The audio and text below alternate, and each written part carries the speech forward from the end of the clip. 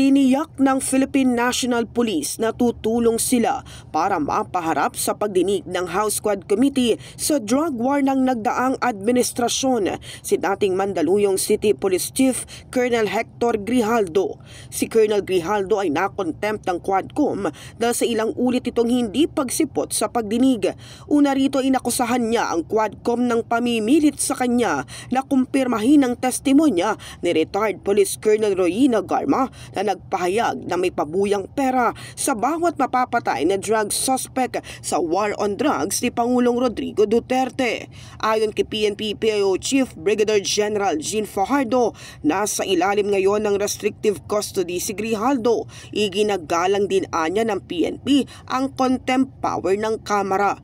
Sinabi ni Fajardo na bilang bahagi ng kanilang tungkulin, sisiguraduhin nilang maihaharap si Grijaldo sa Quad Committee upang maipagpatuloy ang investigasyon.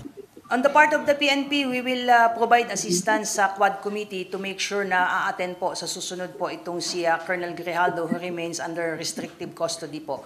And the contempt power is again within the authority po ng ating legislature. So we respect their decision to cite Colonel Grijaldo for contempt. But we want to assure our congressmen who were part of the Quadcom na we will deliver po Colonel Grijaldo before the Quad Committee po. In the heart of changing lives, ito si Brigada Kath Austria ng 105.1 Brigada News sa FM Manila, The Music and News Authority.